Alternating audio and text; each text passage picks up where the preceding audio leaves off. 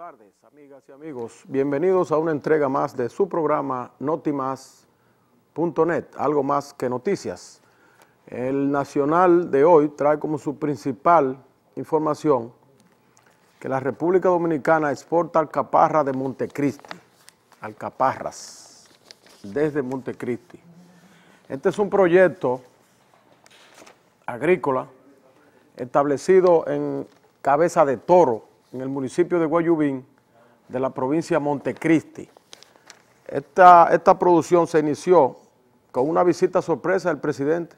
Fíjense ustedes, el presidente Danilo Medina fue a Montecristi, a esta zona específica de Cabeza de Toro, en Guayubín,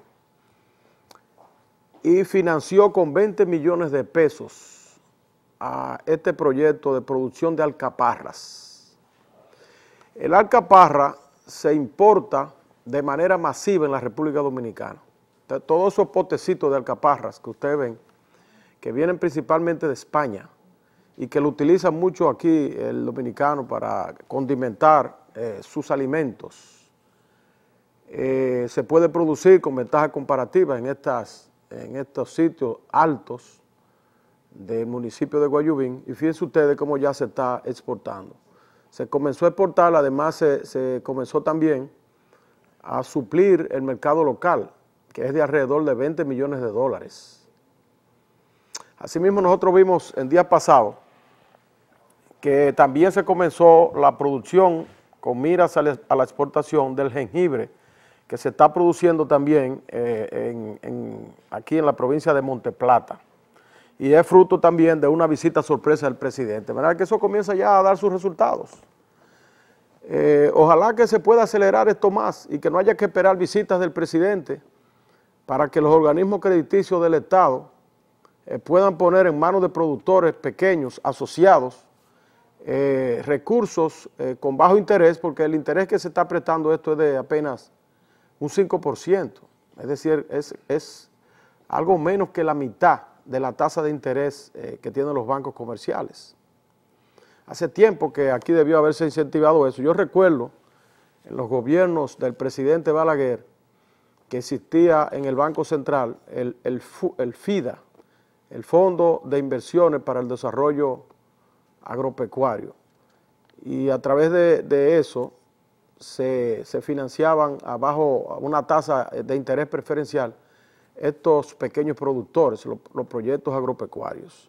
Bueno, pues ahora el presidente Danilo Medina ha decidido hacerlo a través del FEDA, que es una institución que opera aquí en el Banco Agrícola, el Fondo Económico de Desarrollo Agropecuario, el FEDA, y está dando ya sus resultados. Nosotros felicitamos al presidente y esperamos que esta política comience a acelerarse, que no haya que esperar la visita del presidente sorpresa todos los domingos, porque es por ahí por donde debe ir la República Dominicana.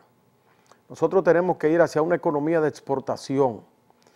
La producción agropecuaria es la principal ventaja comparativa que nosotros tenemos junto con el turismo. Entonces tenemos que hacer énfasis en esos dos renglones básicamente. El turismo trae divisas a través de los turistas que vienen, pero también crea divisas a través de suplir de alimentos a esos turistas que vienen aquí, vegetales, viandas, carnes, etcétera, que la podemos producir en la República Dominicana. Entonces son dos actividades que están íntimamente relacionadas. Si nosotros hacemos énfasis en estas dos cosas, la República Dominicana podría convertirse en un país exportador, pasar de un importador neto que somos en la actualidad, porque importamos más de 20 veces lo que nosotros exportamos, a un país que puede comenzar a aumentar sus exportaciones de manera gradual y acelerada. Yo creo que por aquí es que tenemos que ir. Esa idea del presidente de que antes de que concluya su mandato podamos tener un turista por habitante en la República Dominicana y llegar a la cantidad de 10 millones, es una idea maravillosa que yo pienso que también debe acelerarse un poco más, porque al ritmo que vamos no lo vamos a lograr. No lo vamos a lograr porque hay que incorporar los polos turísticos no tradicionales a la actividad turística. Además de hacer las carreteras, de condicionar la carretera, que viene haciéndose muy bien por el presidente, de carreteras para llegar de manera expedita a los polos turísticos del norte, a los polos turísticos del este, a los polos turísticos del sur. Ahora hay que hacerlo para los polos turísticos del sur y los polos turísticos del noroeste. Y ya del nordeste tenemos buenas carreteras, pero aunque hay que bajar los peajes, presidente, porque con esos peajes tan altos, para llegar a Samaná o a Nagua usted tiene que pagar 1.400 pesos. De esa manera no vamos a lograr una fluidez en esas carreteras. Y la carretera ahora de la circunvalación, que hemos reiterado en múltiples ocasiones, está vacía prácticamente, porque el peaje que se le puso es muy alto. Yo venía el fin de semana pasado, desde Montecristi, no había tenido la suerte todavía de recorrer completa esta avenida de circunvalación. Lo hice este domingo y vi que eso estaba totalmente desierto, apenas yo iba cruzando el peaje, que por cierto la muchacha hasta se estaba un poco durmiendo, la que atiende el peaje de ahí. Y yo le dije, pero despierta, que hay un cliente. Y ella despertó y dijo, oh, caramba, es que casi no viene nadie. Es decir, eso está vacío, porque ese peaje que oscila de 150 pesos a 600 pesos, entre vehículos, jipetas, camiones, etcétera, no es realmente una tarifa adecuada para darle el flujo, el tránsito que requiere esa avenida. Si bajamos el peaje, vamos a tener mayor recaudación y vamos a tener mayor uso de la avenida y en consecuencia un mejor despeje del tránsito de Santiago, que ya está bastante congestionada. Por otra parte, nosotros queremos felicitar a los organizadores del Premio Casandra, que fue entregado en el día de ayer en el Teatro Nacional. Este premio a los artistas dominicanos y a las obras de arte es auspiciado por la Cervecería Nacional Dominicana y la Asociación de Cronistas de Arte. Queremos felicitarlos, felicitar a los ganadores, a Cuquín Victoria, quien ganó el Gran Soberano. Creo que es muy merecido este premio. Cuquín Victoria es un humorista de muchos años en la República Dominicana, ha hecho reír a muchas generaciones y ya es un ícono del arte dominicano.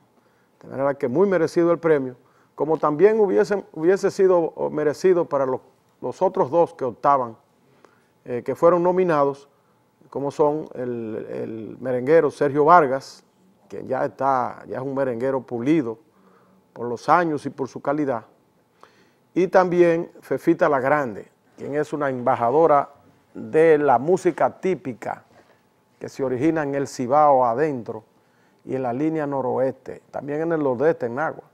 Fefita la Grande fue de las nominadas, no resultó ganadora, pero para mí es una ganadora también de ese premio por el reconocimiento también que le ha hecho a través de los años el pueblo dominicano. Felicidades a Cuquín por su galardón. También tenemos que felicitar a nuestro gran amigo, el destacado bachatero Raulín Rodríguez, quien se llevó 2 soberanos en las premiaciones. Raulín Rodríguez es un artista de la línea noroeste montecristeño, de la comunidad de Santa María, que además de llevar en alto el canto dominicano, sobre todo el género bachata, también es un gran munícipe. Su comunidad Santa María lo siente la labor social que él realiza en su favor. En estos días, hace unos días, llevó a cabo una lucha junto con los municipios, con la cual nosotros también contribuimos, para que Santa María fuera elevada a la categoría de distrito municipal, y lo logró. Las 2 cámaras lo aprobaron y lo promulgó el presidente de la República, de manera que Santa María, que es la tierra de Raulín y también la tierra de 2 destacados bachateros más, que es el caso de Anthony Santos y de Luis Vargas. Los 3 bachateros principales de la República Dominicana son oriundos de esta pequeña comunidad de Santa María, que está enclavada en el municipio de de Manzanillo ahora, de la provincia de Montecristi. De manera que nuestras felicitaciones sinceras a nuestro amigo Raulín Rodríguez y a todos los galardonados con el premio Casandra que se celebró ayer en el Teatro Nacional. Hoy el país celebra, hoy es 19 de marzo, un día como hoy, en el 1844, el país reafirmó, la República Dominicana reafirmó su condición de país independiente con la batalla de Azua que se libró entre dominicanos y haitianos. La independencia se produjo el 27 de febrero de ese año 1844 y fue una independencia, vamos a decir, donde no hubo enfrentamiento militar entre Haití entre los haitianos y los dominicanos, por el hecho de que se había producido, ¿verdad? Digo, con excepción del trabucazo de Mella, que fue más bien una alerta que disparó como símbolo de que ya éramos un país independiente. Porque ocurre que el país que nos dominaba en el 44, Haití, la dictadura de Boyer, ¿verdad?, que nos invadió y permaneció aquí por 22 años, desde el año 1822, había sido derrocada en ese año, el 44, por efecto de la reforma, del movimiento de reforma que se había significado en Haití desde 1843. Al ser derrocado el gobierno de Boyer en Haití, entonces las columnas militares haitianas que estaban en la República Dominicana, pues emprendieron la retirada hacia Haití, tratando de ponerse a tono con el nuevo gobierno que allí surgía, de Charles Herard. Y entonces aquí aprovecharon los trinitarios para proclamar la independencia dominicana en el Parque Independencia. Partieron de la Puerta de la Misericordia, lo que es hoy la calle Mercedes, hasta la Puerta del Conde para proclamar la independencia nacional. Allí fue donde Francisco Matías Ramón Mella, lanzó el trabucazo, el famoso trabucazo de Mella que marcó la independencia nacional. Eso ocurrió en 1844, el 27 de febrero. Pero pocos días después, el 19 de marzo, los haitianos, encabezados, los soldados haitianos encabezados por Charles Herard, que era el presidente de Haití, él mismo personalmente encabezó un batallón de alrededor de 30,000 soldados que se introdujeron al territorio nacional, incursionaron en nuestro territorio, tratando de rescatar la nación que ya había proclamado su independencia. Vinieron 3 columnas, una venía por el norte a cargo del general Pierrot, otra por la zona de San Juan de la Maguana, a cargo del general Sufrón, y esta que venía por Azua a cargo del propio presidente de Haití, Charles Herard.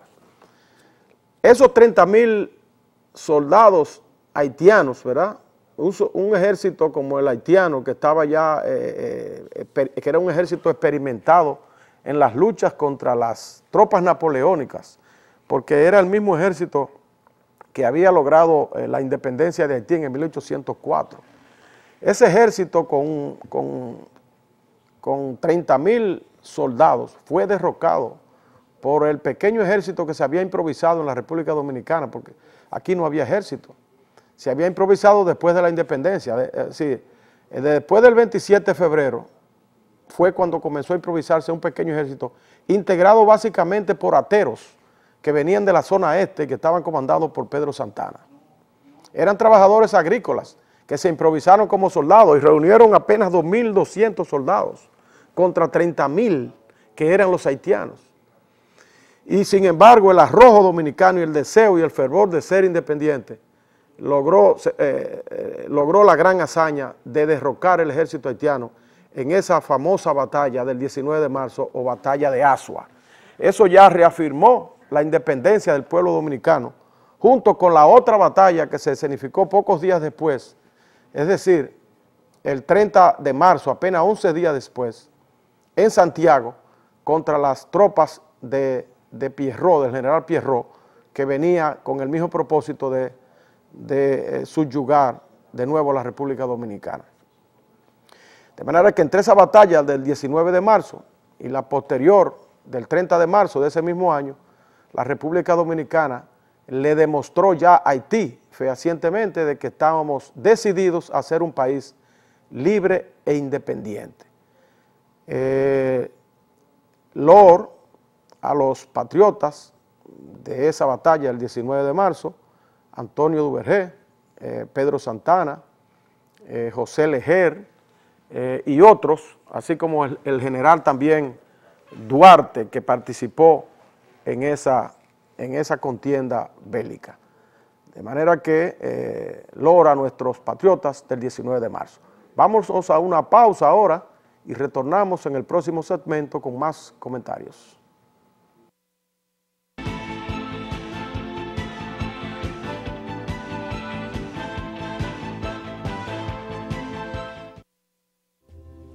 Mi amor, te tengo la cena perfecta. Eso suena tentador. Sí, en un lugar tranquilo, íntimo y una comidita ligera. Ligera. Señores, su sesión va a iniciar. H&L Express Comida Empresarial. Llevamos comidas directamente a sus empresas. Usted hace su pedido y nosotros le servimos. Manejamos los mejores estándares de higiene y calidad, con personal calificado y un empacado de los alimentos que garantiza su salud. Estamos ubicados en la autopista Las Américas, kilómetro 27, próximo a la entrada del megapuerto, con los teléfonos 809-549-0288. H&L Express, comida en...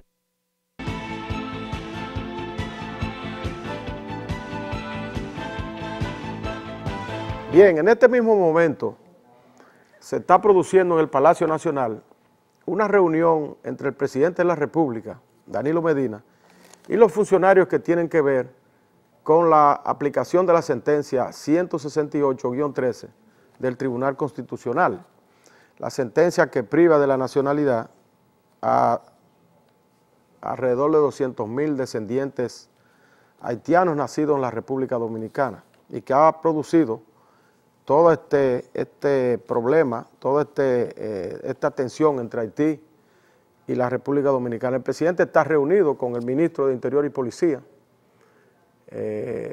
con el presidente de la Junta Central Electoral y el consultor jurídico del Poder Ejecutivo. Estos funcionarios son los que tienen a su cargo la redacción de la Ley de Naturalización, que es un proyecto de ley que le prometió el presidente, el presidente Danilo Medina a la comunidad internacional para tratar de detener, de amortiguar los embates de esta comunidad internacional por la derogación o por la, ¿verdad? Por la devolución, vamos a decir, del estatus legal a esa gran cantidad de haitianos o dominicanos descendientes de haitianos que viven ilegalmente en el país. No sabemos si hasta ahora cuál ha sido el resultado de esa reunión, pero hay premuras en el gobierno por enviar al Congreso Nacional esta ley de naturalización, por el hecho de que Haití y más recientemente la comunidad del Caribe, el CARICOM, han supeditado las reuniones bilaterales que se vienen produciendo, la continuidad de estas reuniones, a que se mande al Congreso esa ley de naturalización. La reunión que estaba programada para este mes fue suspendida por ese propósito, por ese pretexto, y para el 8 de abril. El 8 de abril es cuando se va a reunir. Entonces, es posible que el presidente Danilo Medina y la comisión con la que se ha reunido estén tratando de que ese proyecto de naturalización esté listo antes de esa fecha, antes del 8 de abril, de suerte que cuando vaya la Comisión Dominicana a la zona de Jacmel, en el sur de Haití, que es donde se va a producir la próxima reunión, puedan tener algo en la mano para discutir con la Comisión Haitiana. Este es un problema que le presenta una encrucijada, quizás la encrucijada más importante del gobierno del presidente Danilo Medina, porque en ese proyecto de ley de naturalización, el presidente tiene que dejar complacido a los dos sectores que están diametralmente opuestos en sus opiniones con relación a esta sentencia del Tribunal Constitucional. Y también tiene que dejar tranquilas las aguas internacionales, que han estado bastante enrarecidas últimamente por este conflicto de nacionalidad con Haití. Entonces, hacer ese proyecto de ley que pueda complacer a ambos sectores es un poco difícil. Tiene que ser un proyecto de ley que vaya acorde con la resolución, con la sentencia 168-3 que emitió el Tribunal Constitucional, porque es una sentencia que no se puede derogar, es una sentencia que tiene que ser acatada, emitida por un organismo competente, independiente, que el gobierno no tiene más que acatar, pero al mismo tiempo tiene que producir un proyecto de ley, tiene que producir una ley que apacigüe las protestas internacionales y que deje en cierto modo complacido a Haití. Por eso nosotros hemos abogado aquí, porque el gobierno inicie un proceso de negociación, una negociación con Haití, antes de enviar al Congreso ese proyecto de ley de naturalización. Para que ya cuando venga ese proyecto a llegar al Congreso, ya Haití sepa a qué atenerse. Y entonces podamos tener un clima de tranquilidad en el país. Porque si de lo contrario ese proyecto de ley lo que viene a avivar las avispas, a alborotar las avispas, entonces no habremos hecho nada. Que el presidente, yo pienso que a través de sus interlocutores se debería comenzar negociaciones con Haití, conversaciones más íntimas, ya no en el marco de esta comisión simplemente, sino más íntimas con el propósito de que conozcan previamente lo que se va a enviar al Congreso. Tenemos una llamadita. Adelante, buenas tardes. Sí, buenas tardes. Señor. Sí, ¿de dónde? ¿Cómo está usted, señor? Y su nombre, bien, bien. ¿Cómo está usted? ¿Me está escuchando? Sí, dígame su nombre y de dónde, por favor. De Santiago. ¿Me está escuchando? Sí, ¿quién habla? Le habla Raúl Castro. Ok, Raúl, tiene que bajar el televisor para que... Oiga, señor, yo pensando de eso que usted está hablando, pero si nosotros somos un país totalmente libre, Haití es un país totalmente libre, y los Estados Unidos, entonces, cada país pone su ley, los Estados Unidos aquí no tienen que estar ordenando que hagan, ni que hagan, porque en los Estados Unidos ahora mismo todo el mundo está pidiendo una reforma migratoria y ellos ni caso hacen. Entonces, ¿por qué ellos tienen que presionar a nuestro país para que hagan algo para complacer a los haitianos? Aquí lo que tienen que hacer ustedes que hay que ponerse duro porque están perdiendo tiempo. Esa gente no tiene nada que perder. Bien, muy bien. Yo pienso como usted en sentido general. Ahora, tenemos también que tomar en cuenta que no somos un país aislado, que estamos dentro de un concierto de naciones, que el mundo es una aldea hoy en día global, dominada por las comunicaciones, y todo lo que se haga aquí repercute a nivel internacional, así como que todo lo que se hace a nivel internacional repercute en la República Dominicana. Nosotros tenemos que reafirmar nuestra soberanía y nuestra nacionalidad a propósito hoy de conmemorarse un aniversario más de esta batalla patriótica el 19 de marzo. Y por eso es la importancia de esta ley de naturalización que tiene que enviar el gobierno. Bien, hay unas estadísticas que para nosotros son escalofriantes, que fueron dadas a conocer en el día de hoy por la Dirección General de Tránsito Terrestre.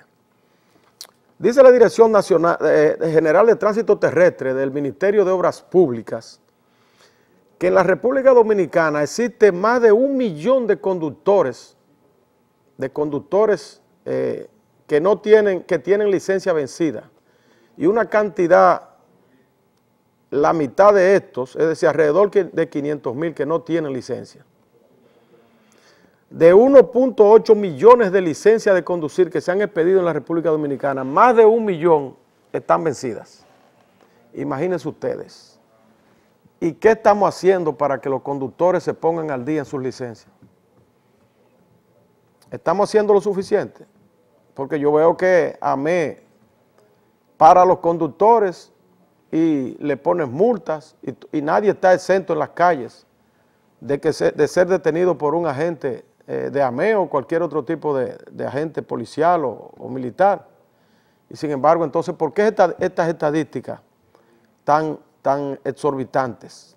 De 1.8 millones de licencias que se han expedido, de licencias de conducir, más de 1 millón están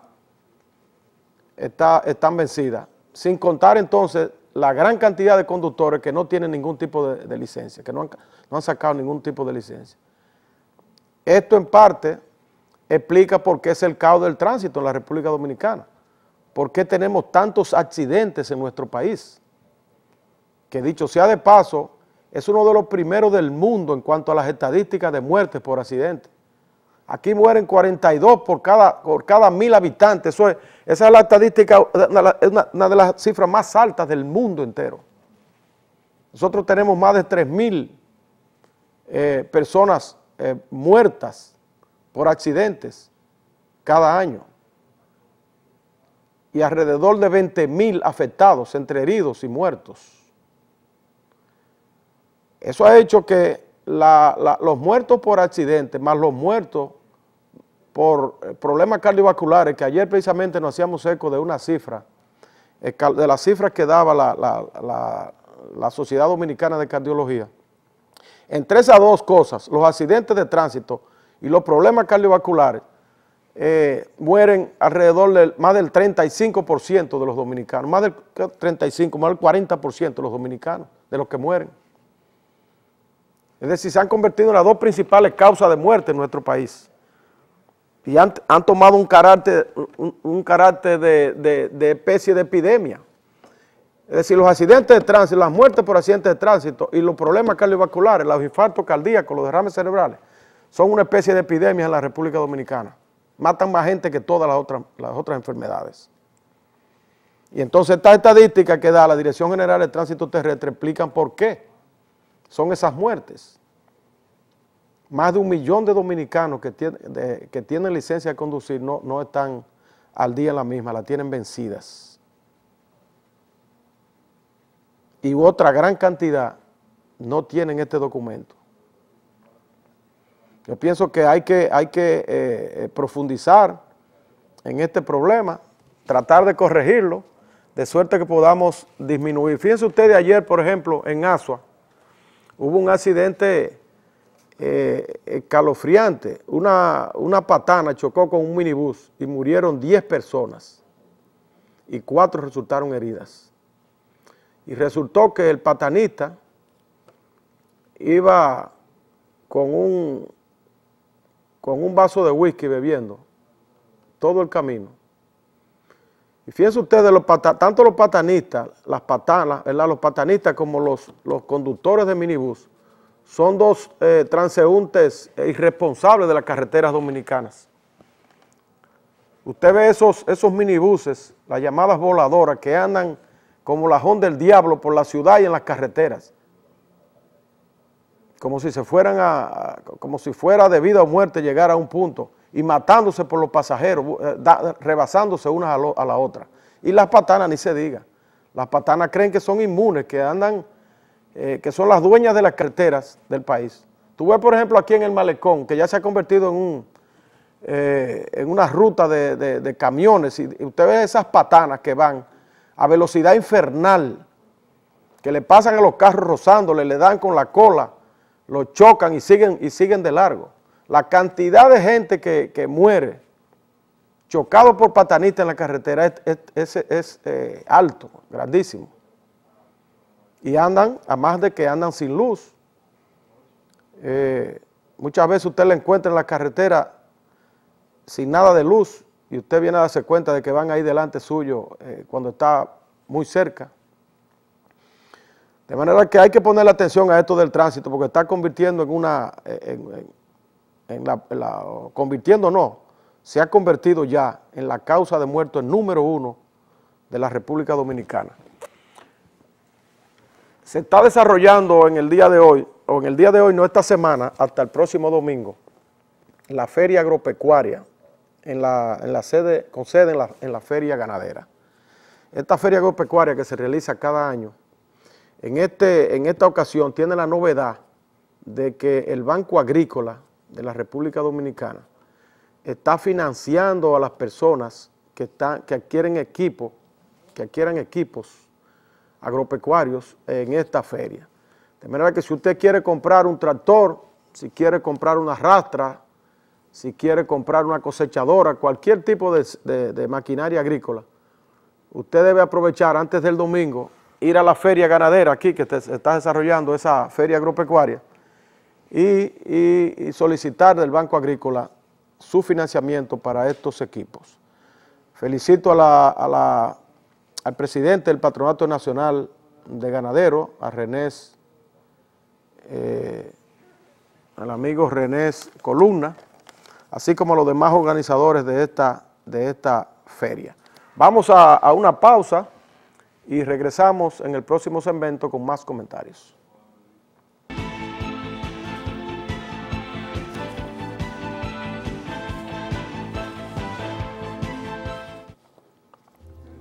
Y amor, te tengo la cena perfecta. Eso suena tentador. Sí, en un lugar tranquilo, íntimo y una comidita ligera. Ligera. Señores, su sesión va a iniciar. H&L Express Comida Empresarial. Llevamos comidas directamente a sus empresas. Usted hace su pedido y nosotros le servimos. Manejamos los mejores estándares de higiene y calidad con personal calificado y un empacado de los alimentos que garantiza su salud. Estamos ubicados en la autopista Las Américas, kilómetro 27, próximo a la entrada del megapuerto, con los teléfonos 809-549-0288. H&L Express, comida en...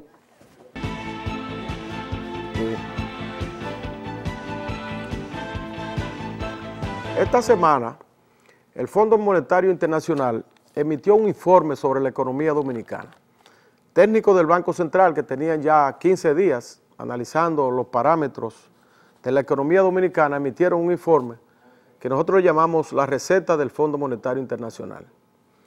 Esta receta incluye varias medidas que tiene que tomar el gobierno. Afortunadamente, en el día de hoy, Temístocles Montaz, el ministro de Economía y Desarrollo, afirmó que el gobierno no hará una nueva reforma fiscal, que era una de las recetas, una de las recomendaciones del Fondo Monetario Internacional, y dice asimismo el vicepresidente ejecutivo de la Corporación Dominicana de Empresas Eléctricas Estatales, Rubén Bichara, dice que tampoco se va a aumentar la tarifa eléctrica, como había también recomendado el Fondo Monetario Internacional. En su receta, el fondo establece que el 48% del Producto Interno Bruto de la República Dominicana, es decir, casi la mitad de todos los bienes y servicios que nosotros producimos, equivalen a el monto de la deuda externa. Es decir, la deuda externa dominicana, lo que nosotros debemos por concepto de los préstamos que tomamos, ya va por el orden del 48% de nuestro Producto Interno Bruto. Eso viene siendo alrededor de 30,000 millones de dólares. La deuda externa dominicana, 30,000 millones de dólares. Que para pagarla todos los meses o todos los años, nuestro país tiene que emplear alrededor del 40%. El 40% del presupuesto nacional. De cada 100 pesos que recaudamos o que nos ingresa, más de 40 tenemos que dedicarlo al pago del servicio de la deuda. de los intereses y de las amortizaciones del capital de esta deuda. Este porcentaje ya es bastante alto, que produce una alarma. El gobierno se plantea a partir de este 2014 bajar ese porcentaje a un 35% del PIB, del Producto Interno Bruto. Fíjense ustedes, está en un 48% y el gobierno tiene como meta, por recomendación del Fondo Monetario Internacional, bajarlo a un 35%. Ya usted sabe todo lo que tendrá que hacer el gobierno para bajar esta deuda. Primero, aumentar el crecimiento del país, ¿verdad? O cumplir con el pronóstico de crecimiento de más de un 4%. Y al mismo tiempo también reducir los gastos del gobierno, reducir considerablemente del gobierno. El Fondo Monetario Internacional propone ampliación de la base tributaria. Ampliación de la base tributaria quiere decir poner más gente a pagar los impuestos actuales que estamos pagando.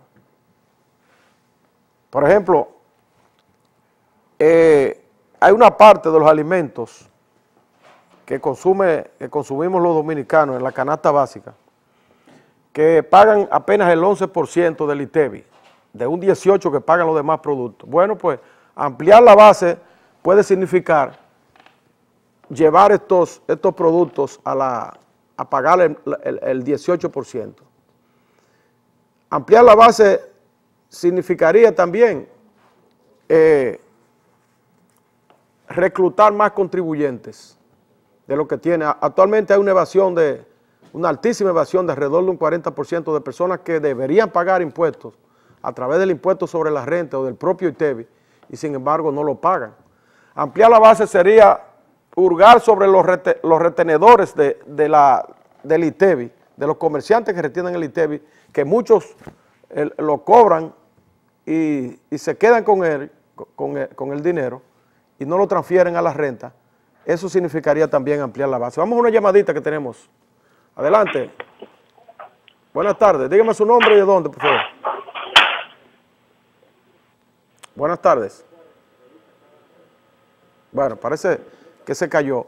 Otro de los puntos de la receta del Fondo Monetario Internacional es la disminución de las exenciones fiscales. Este sí es un punto álgido. La disminución de las exenciones fiscales. El gobierno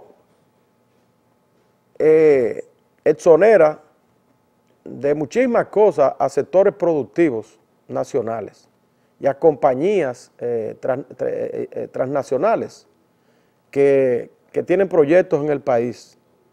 Por ejemplo, compañías mineras como la Barrick Gold, la Falcon Bridge, compañías constructoras como la Odebrecht y esas compañías son beneficiarias de exenciones fiscales de importación de combustibles, de materiales y de muchas otras cosas. Por ese concepto, el gobierno deja de percibir alrededor de 400.000 millones de pesos todos los años, es decir, casi la misma cantidad del presupuesto nacional. Eso significa que si el gobierno dejara de dar esas exenciones fiscales, ¿verdad?, o una parte de esas exenciones fiscales, podría aumentar considerablemente los ingresos fiscales del país y dedicar entonces esos recursos a satisfacer otras necesidades, sobre todo los sectores más vulnerables. Porque resulta que la mayoría, yo diría el 80% de esas exenciones fiscales que da el gobierno van destinadas a los sectores más poderosos y no debería ser. Porque normalmente las exenciones y los subsidios se enfocan en los sectores menos pudientes. Pero aquí no, aquí van fundamentalmente dedicados a los sectores más poderosos. Y lo que se hacen de manera indirecta, como por ejemplo el subsidio a la energía eléctrica, se hace de manera indiscriminada y los poderosos son más beneficiarios porque los poderosos son mayores consumidores de la energía eléctrica. Entonces el subsidio va mayormente destinado a ellos. De manera que el Fondo Monetario, yo creo que por aquí el gobierno podría tener tela por donde cortar para aumentar sus recaudaciones y sus ingresos, disminuyendo por lo menos en un 50% la cantidad de exoneraciones y exenciones fiscales que le da a esos sectores poderosos. Otro punto que recomienda el Fondo Monetario es contener el gasto público. Contener el gasto público, racionalizar el gasto público, hacerlo de mayor calidad, priorizar las cosas antes de emplear el dinero para gastar. Aquí tendría el gobierno entonces que entrar en la nómina estatal. ¿Qué cantidad de empleados que cobran sin trabajar ahí en el gobierno? De esos 600,000 empleados públicos que existen en la República Dominicana, ¿cuántos no asisten a su trabajo? Deben ser muchos.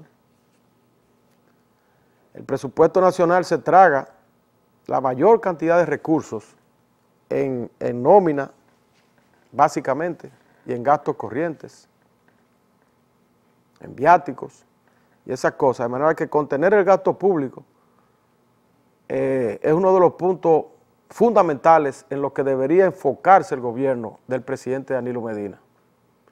Y este punto es básico si no queremos hacer una nueva reforma fiscal, ni queremos entonces aumentar la tarifa eléctrica como sugiere el fondo. Otro punto es contener el crédito del sector público. Esto se refiere a lo que ya el fondo se había referido antes, de parar un poco los préstamos que hace el Banco de Reservas a las instituciones públicas, el endeudamiento público interno, que normalmente se hace para gastos corrientes, porque las obras, el dinero destinado para las obras se toma casi siempre de préstamos internacionales, no de crédito público interno, aunque el Banco de Reserva ha estado dando muchas líneas de crédito a compañías constructoras sobre todo, o le estuvo dando mucho en el pasado, vamos a decir, porque parece que eso se ha contenido un poco en la presente gestión, para las compañías que tenían préstamos internacionales. Mientras se desembolsaban esos préstamos, entonces el Banco de Reserva le daba líneas de crédito para trabajar, y esto aumentó considerablemente el crédito del sector público. Así es que el gobierno promete que no va a crear nuevos impuestos, no va a haber nueva reforma fiscal, sino que va a cubrir sus gastos se va a arropar con lo que hasta donde le alcance la sábana. Eso nosotros lo aplaudimos. Vamos ahora a comentar algo sobre el ámbito. Bueno, primero debemos decir que hemos recibido una notificación desde Santiago, un amigo nos llama, para decirnos que hubo una explosión a la salida de Santiago en la estación de gas Cosigas. Esto está a la salida de Santiago. Un camión, parece que dando reversa, chocó la bomba de expendio de Cosigas y se produjo un incendio donde hay un herido y 6 vehículos resultaron destruidos.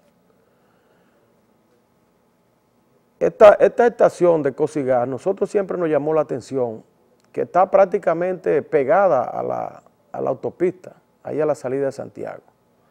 Yo pienso que las autoridades deberían tener un poco más de cuidado a la hora de dar los permisos para el establecimiento de estas estaciones, tanto de expendio de gas propano como también de expendio de otros combustibles, de gasolina y de gasoil, para que se observe la regla de los 30 metros separados de la pista, para evitar este tipo de accidentes, como el que se produjo en la tarde de hoy en Cosigas, en Santiago.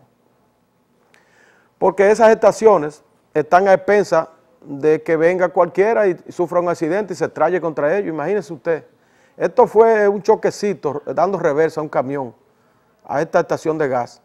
Imagínese usted si hubiera sido un accidente que se estrella a una persona ahí, en un vehículo, como puede ocurrir en cualquier momento.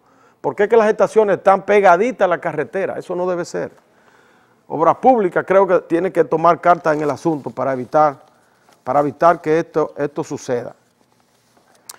Otra noticia que para nosotros es insólita, ahí vemos al ministro de Turismo, Francisco Javier García, le envía una carta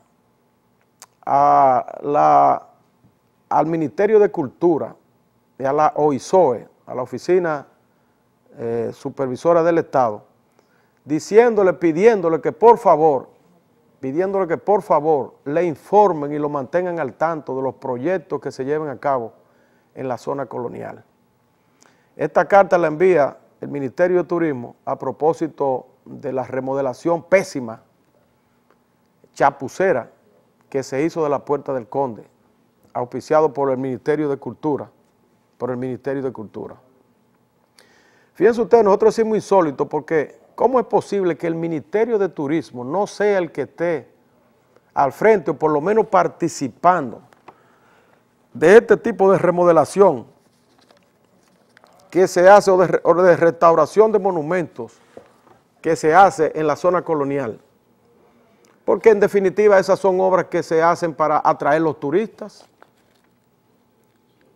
porque a los turistas es que más les interesa, ¿verdad? Tanto los turistas internos, naturalmente, que vienen del interior del país, pero sobre todo los turistas extranjeros, es lo que más les interesa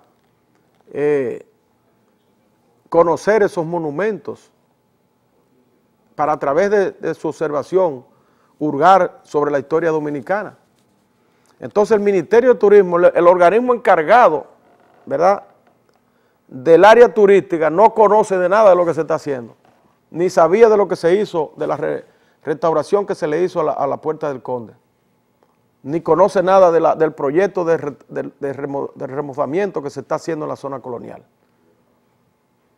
Yo pienso que tiene que haber una coordinación de todos estos sectores, que tiene que estar el Ministerio de Cultura, que tiene que estar la compañía, ¿verdad?, la UISOE o Obras Públicas, y tiene que estar también Turismo, porque Turismo finalmente es el que tiene que dar el visto bueno a esas obras. Solamente de esa manera podríamos tener un entorno colonial agradable y apropiado para los turistas. Y tienen que participar también en esas obras de restauración historiadores dominicanos, porque esta remodelación, esta restauración del monumento, o el empañete al monumento, como se le llama vulgarmente ahora, el empañetamiento del monumento de la Puerta del Conde, se hizo, lo hizo un arquitecto italiano. Imagínense usted un arquitecto italiano que no conoce la historia dominicana. Yo pienso que antes de hacer cualquier tipo de obra en la zona colonial, tiene que consultarse a historiadores dominicanos. Ahí hay una comisión de restauración de monumentos, que yo no sé si está funcionando. Bueno, la preside creo que el cardenal López Rodríguez. Entonces esa comisión y los historiadores dominicanos y el Ministerio de Turismo tienen que estar directamente al tanto de todo lo que se haga ahí, para que no se sigan haciendo chapucerías como la que estamos viendo, que a propósito se está formando un movimiento para ir a hacer protesta frente al monumento, a la Puerta del Conde, para ver si el Ministerio de Cultura echa hacia atrás esa barrabasada que hizo ahí. El PLD, Partido de la Liberación Dominicana, su comité político en el día de ayer, cumpliendo con una resolución del Tribunal Constitucional y también la demanda, ¿verdad?, de militantes que participaron en su última asamblea para escoger los miembros del Comité Central, decidió ampliar este organismo, incluyendo 11 nuevos miembros, que son las 7 mujeres que se habían incluido para cumplir con la cuota femenina, pero que había desplazado a otra cantidad similar de dirigentes que habían ganado en Buena Lí su convención. Estos 11 fueron incluidos en el Comité Central. Nosotros creemos que esta es una gran medida del Partido de la Liberación Dominicana. Yo pienso que los partidos tienen que ser incluyentes y no excluyentes. Y esto es un ejemplo para las otras fuerzas políticas, que muchas veces arman controversias internas, sencillamente por no dejar entrar uno que otro dirigente a sus organismos. Los partidos tienen que ser plurales y tienen que estar siempre dispuestos a incluir a los dirigentes que trabajan, para que las organizaciones puedan crecer. Un partido no puede tener en sus organismos solamente a personas que piensen de igual manera. o que piensen igual, similar a los que están dirigiendo en ese momento, porque ya eso es dictadura partidaria. Tiene que haber una amalgama, una diversidad de modos de pensar en los organismos de los partidos políticos. Y esta solución que le buscó el PLD al problema ese que se le presentó y que fue llevado al Tribunal Constitucional, yo pienso que es una salida salomónica, una salida adecuada, ampliando su comité central, porque ¿qué más da? 11 miembros más u 11 miembros menos. Peor hubiese sido tener esos 6 o 7 miembros disgustados ahí, habiendo ganado sus elecciones, fuera del organismo. De manera que yo saludo esta decisión y exhorto a las otras fuerzas políticas a imitar este ejemplo. Los partidos son organizaciones de concertación diversas, donde convergen todas las corrientes y todas las ideas humanas, y en ese sentido hay que incluirlas y no excluirlas. El tema eléctrico, la Cámara Americana de Comercio realizó un seminario este fin de semana con la participación de diferentes sectores de la vida nacional. Participaron empresarios, funcionarios del sector público, y una de las conclusiones a la que se arribó, hubo muchas sugerencias interesantísimas en ese seminario, pero una de las conclusiones fue de que el 40% de la generación eléctrica en la República Dominicana se pierde. Es decir, nosotros solamente estamos aprovechando el 60% de la electricidad que generamos. El otro 40% se pierde en generación, en robo y en todo eso. Y el 40% también de los ingresos se pierde. El gobierno está teniendo un déficit de alrededor de $1.000 millones todos los meses. En lo que se refiere a la diferencia entre lo que gasta y lo que le ingresa a través de las EDES. Tenemos una llamadita. Adelante. Buenas tardes. Sí, buenas tardes. ¿Su nombre y de dónde, por favor? De los Carrizos. Sí, adelante. Hola, don Héctor. ¿Por qué el cementerio de Montecristi luce tan abandonado? Un sitio tan histórico, donde hay tantos generales como Desiderio Arias y sucesivamente muchísimos generales, y como que no le dan realza al cementerio de allá. Yo soy montecristeño, le estoy hablando sinceramente, que me duele eso, que ese cementerio debiera estar en otro, ¿usted me entiende? Que un cementerio para mí pudiera ser histórico. ¿Usted me entiende? Sí, yo estoy de acuerdo con usted. El cementerio de Montecristi es un cementerio histórico.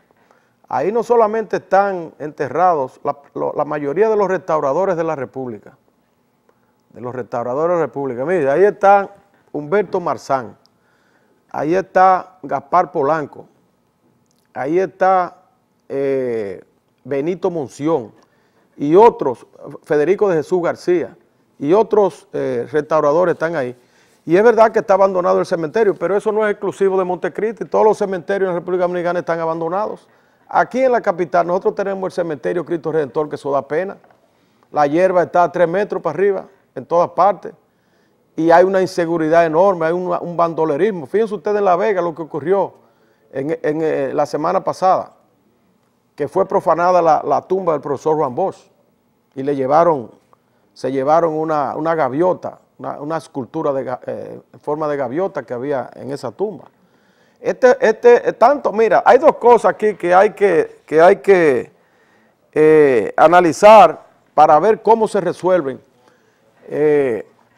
una vez son los cementerios, que pertenecen a los ayuntamientos, pero los ayuntamientos no tienen normalmente recursos para mantenerlo de manera adecuada. Y la otra son los bomberos, que también pertenecen a los ayuntamientos.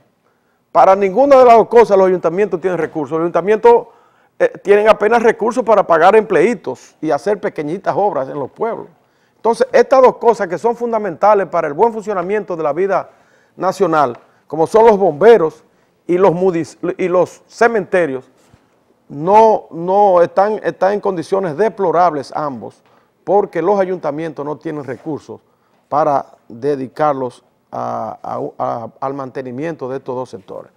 Bueno, ya llegamos al final de nuestro programa. Solo nos resta invitarlos a que nos sigan en el próximo programa, que será el viernes que viene. Hasta luego.